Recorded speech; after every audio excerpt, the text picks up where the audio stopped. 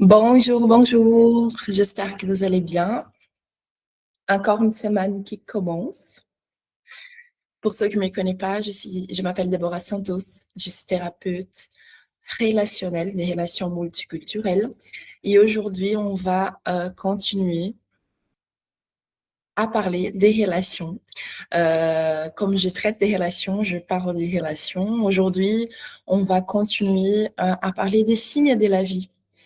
Parce que c'est pas seulement que je crois, c'est vraiment comme ça, c'est prouvé aussi neuroscientifiquement, que la vie nous donne des signes au cours et à mesure.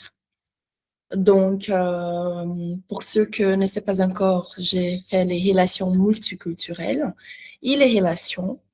Par contre, quand je parle des relations, ce n'est pas tout simplement les relations amoureuses, c'est aussi les relations qu'on développe, qu'on a avec nous-mêmes, tout d'abord, qu'on construit avec nous-mêmes, tout d'abord. Et à partir de la relation qu'on construit avec nous-mêmes, on est capable donc de vivre des relations réciproques. Donc ici, on va parler des signes de la vie, les signes que la vie, elle nous donne. Et on va se poser la question, est-ce qu'on est en train vraiment de vivre des relations conscientes ou on est en survie émotionnelle? Est-ce qu'on est en survie émotionnelle ou on vit des relations conscientes? Il faut bien tenir quelque chose, garder quelque chose. La vie, elle ne doit rien. La vie ne nous doit rien. Absolument rien du tout. Elle nous parle à travers des signes.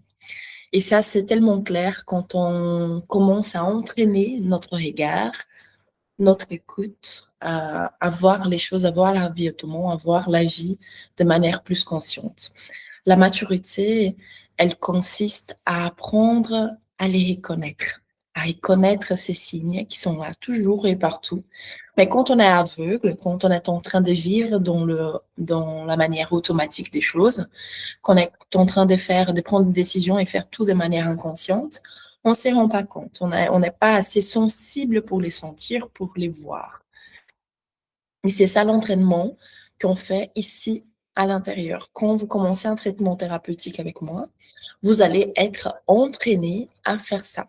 C'est un entraînement, un entraînement qui vous permet de voir les choses autrement. Parce que là, ça va te rendre plus sensible à percevoir des choses qu'avant, tu n'étais pas capable de percevoir tout seul. Parce que, voilà, vous étiez dans ces modes automatiques de faire les choses. Vous étiez en train de faire les choses de manière inconsciente. Et à partir du moment que tu te décides de faire les choses conscientes, ta vision, la manière dont tu vois la vie, elle change tout à fait. Donc ici, il y a beaucoup de gens qui attendent que l'autre il change, que l'autre personne dans la relation elle change, que la vie elle s'améliore du jour au lendemain, que le temps il puisse tout guérir. Et en vrai, avant que tout ça arrive par miracle, il faut bien faire quelque chose aussi. Il y a aussi une autre partie à faire. Et comme Sigmund Freud l'enseignait, c'est qu'il n'est pas conscient revient comme destin. Donc, si vous êtes en train de vivre dans l'automatique de la vie, si vous êtes en train de suivre ce que vous avez appris de manière inconsciente et vous êtes en train de se plaindre de votre vie, vous êtes en train de construire votre destin, mais la manière que, surtout que vous voulez pas vivre.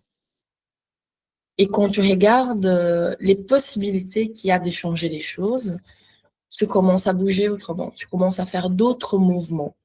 Et la majorité des personnes commencent les choses et ne terminent pas, par exemple. Elles terminent les choses, mais ne les intègrent pas dans leur vie. C'est juste pour un moment, pour un instant, mais c'est pas intégré dans leur vie, cette nouvelle vision, cette nouvelle routine. Elles désirent les choses, mais ils ne veulent pas prendre l'action. Et comme ça, bien évidemment, il n'y a rien qui change. Donc, attendre ne va rien transformer.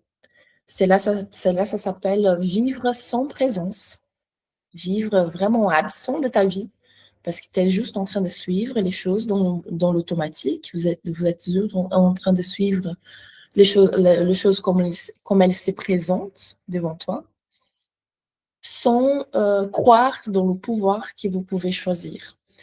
Et les relations, dans les dernières années, ça a perdu un peu l'humanité, on va dire comme ça, parce que nous sommes entourés de d'autres connexions, mais nous sommes affamés de rencontres réelles. Et ça fait comment ça se passe? Parce que il y a trop de réseaux, hein. Il y a les réseaux sociaux qui montrent une vie qui est mise en scène, qui n'est pas tout à fait vraie, que ce n'est pas toujours vrai. Mais l'amour réel, il exige une présence émotionnelle, comme le premier regard de l'amour, comme je vous expliquais dans la vidéo précédente, dans la première vidéo, si je me trompe pas. Donc, les relations, elle est le lieu où la vie devient visible. Les relations, elle est le lieu où on apprend à grandir, où on apprend la maturité des choses. Et si on n'arrive pas à vivre des relations saines, ça veut dire que quelque part, on est bloqué. Ça veut dire qu'il faut regarder de manière plus attentive, présente et consciente, qu'est-ce qu'il faut peut-être faire pour changer ce destin-là. Donc, une relation est un environnement vivant. La relation, ce n'est pas que cette connexion ou manque de connexion qu'il y a entre deux personnes, mais la relation, elle devient un environnement où tout ce que tu ressens, tu transmets à l'autre, et tout ce que l'autre ressent, il te transmet aussi. Et ça se passe de manière neuroscientifique aussi, ça s'explique parce que tu apprends, ton cerveau, il apprend la manière d'être, la manière de voir la vie de l'autre et vice-versa. Et vous êtes donc dans cette bulle où vous êtes en train d'apprendre à vivre ensemble et tout ce qui ton cerveau enregistre devient alors familier. Donc, il faut faire attention dans tes attitudes, dans tes habitudes. Et tout environnement, il transforme celui qui habite. De quelle manière vous êtes en train de transformer ton environnement, tes relations. Donc, vivez-vous ou survivez-vous dans vos relations? Parce que entre vivre et survivre, il y a une grande différence. Il faut travailler ces regards avec présence, avec attention, parce qu'on a toujours notre attention un peu trop fragmentée, on va dire comme ça, avec une communication superficielle, parce qu'on a la tête ailleurs, avec un regard absent, parce qu'on a toujours, on est toujours distrait par des écrans, par des informations qui des fois ne concernent même pas, mais on se préoccupe à discuter, à donner notre opinion, et tout cela, c'est une grosse partie du temps parce que ça ne te fait pas vraiment avancer dans la vie. Donc, je ne sais pas si vous appelez ça vivre. Pour moi, ça, ce n'est pas vivre du tout. C'est juste une forme de servitude intérieure. Et il y a même une référence spirituelle, si vous voulez, dans la Bible. Il y a dans le verset, c'est dans le livre de Matthieu 6, 21, chapitre 6, verset 21. Où c'est écrit là où est ton trésor, là aussi sera ton cœur. Donc, oui, où est-ce qu'il est ton cœur à ce moment?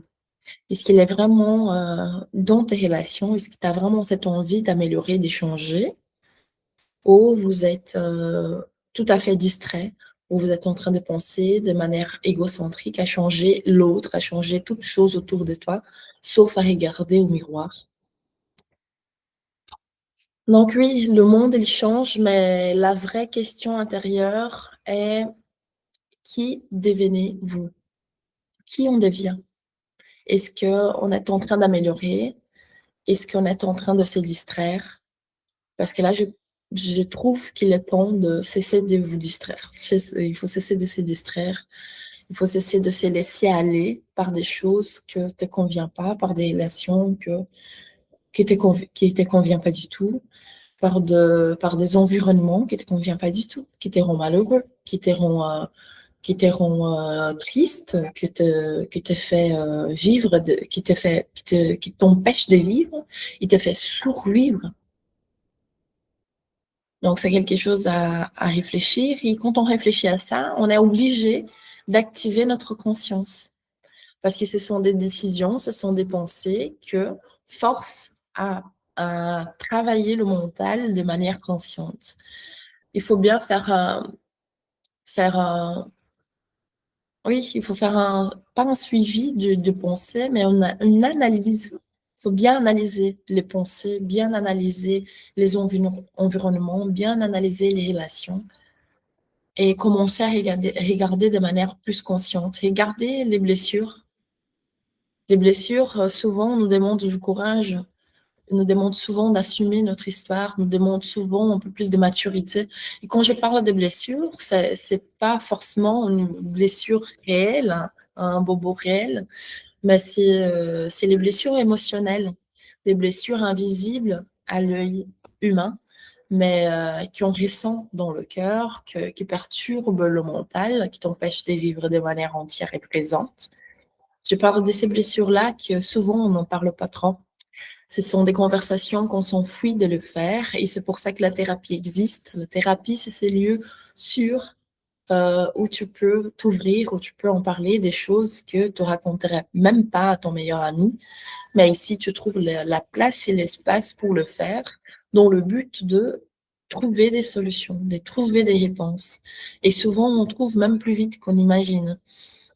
Il faut juste activer la conscience et de manière intentionnelle à la recherche d'une solution réelle, avec l'envie de vivre et laisser de survivre, avec l'envie de changer tes environnements, mais pas en regardant vers l'autre, mais oui, en regardant au miroir.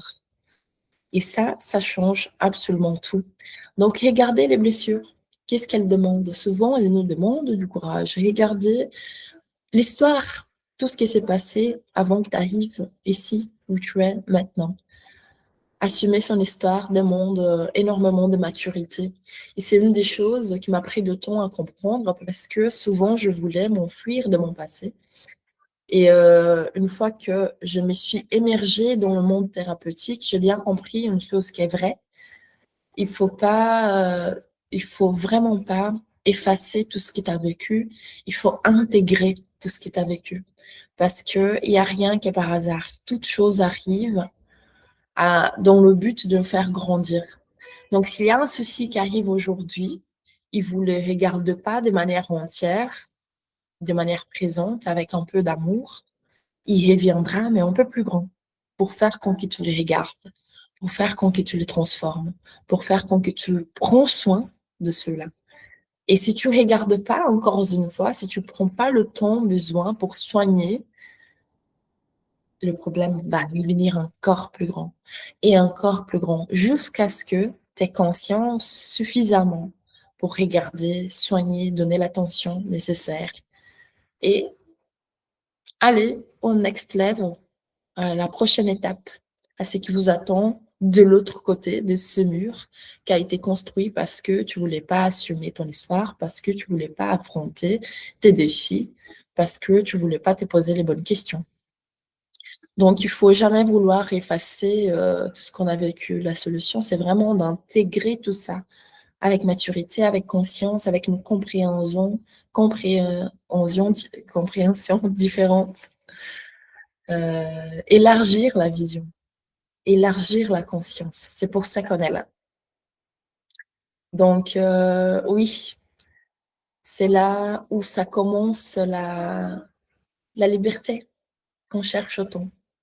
C'est quand on arrive à élargir la conscience, la vision et à diriger notre vie autrement.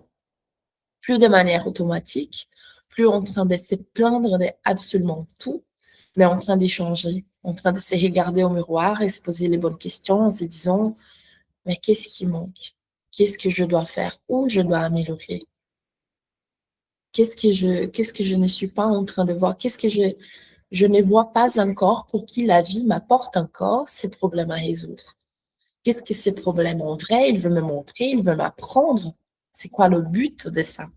Et quand tu commences à faire ces recherches de cette manière-là, dans l'intention de résoudre, dans l'intention de guérir, dans l'intention de dépasser ces défis, les choses commencent à bouger de manière différente. Parce que tu as fait un nouveau mouvement avec une intention de guérir, de changer, de transformer. Et ça change tout. Et comme ça, petit à petit, on rencontre une liberté qu'avant, on n'arrive pas à vivre. Et pour ça, il faut répondre à la vie avec conscience. Et c'est ça qu'on entraîne ici. C'est ça l'entraînement ici. C'est travailler, c'est élargir des consciences. Parce que, comme je vous ai dit au début, la vie ne vous doit rien. Ni à toi, ni à moi. Mais elle répond à notre niveau de conscience. Et s'il est temps de grandir, il va apparaître un tas de soucis, un tas de conflits, un tas de problèmes. Et cela veut dire qu'il faut changer quelque chose. Il faut changer certains mouvements. Ça a l'air simple, hein, tout simplement dit, mais ce n'est pas si simple que ça dans la vie quotidienne. Donc, oui, si cette réflexion résonne en vous, ça peut être un signe que votre inconscient demande un espace d'élaboration, une place, un endroit, un lieu sûr pour élaborer tout ça. Et dans mes accompagnements thérapeutiques, on travaille aussi sur le schéma relationnel inconscient, on travaille aussi sur la maturité émotionnelle, sur la transformation réelle des relations en regardant au miroir, comme j'aime bien dire. Et ce travail n'est pas une simple conversation, ce n'est pas une simple discussion, c'est vraiment un processus très profond qui exige beaucoup de courage. Il faut et beaucoup d'énergie. Et quand je parle d'énergie, c'est pas que l'investissement que vous allez faire, mais c'est aussi du temps, de la présence. Et quand on parle de présence, je crois que c'est un des plus gros défis de l'être humain à ces moments. Parce que souvent, même pendant une séance thérapeutique, on aperçoit les clients, les patients distraits. On se perd trop vite. On a trop l'habitude des choses rapides, des solutions ou des fausses solutions rapides qui vont combler pendant un certain moment le vide et puis après tout revient au même. Donc, il est peut-être temps de regarder ça de manière plus profonde, de prendre du temps, de dépenser l'énergie besoin pour changer le chemin de nos vies. Et donc non, dans le set thérapeutique, ce n'est pas que des conversations. Et il y a aussi des conversations, mais c'est pas un simple échange. Il y aura aussi des questions qui vont affronter, des exercices qui vont nous toucher profondément. Et pour tout ça, il faut avoir du courage pour le vivre. C'est pas pour tout le monde. Donc, il faut vraiment être décidé à transformer. Il faut être vraiment fatigué au point de vouloir changer absolument. Et quand on arrive dans cet état-là, on accepte toutes les suggestions, comme on essaie d'un nouveau départ, d'un renouveau. Et c'est un processus de transformation très profond. Et si vous êtes prêt à rencontrer votre vérité intérieure, on va dire ça comme ça, je vous accueille alors en séance pour en parler de tout ça et en parler de manière personnelle, de votre vie, de vos conflits, où on va regarder de manière profonde qu'est-ce qui se passe en vrai. C'est quoi les racines de toute chose, où tous les conflits ont commencé et qu'est-ce que la vie, elle a envie de te montrer à ce moment. Parce que rappelez-vous très bien, cette semaine, la vie ne nous doit rien, mais elle nous répond à notre niveau de conscience. Donc, j'espère que vous êtes prêts à élargir votre conscience et changer votre vie petit à petit. Je suis là pour vous aider, pour vous accueillir de tout cœur. Et on se voit la semaine prochaine. Gros bisous.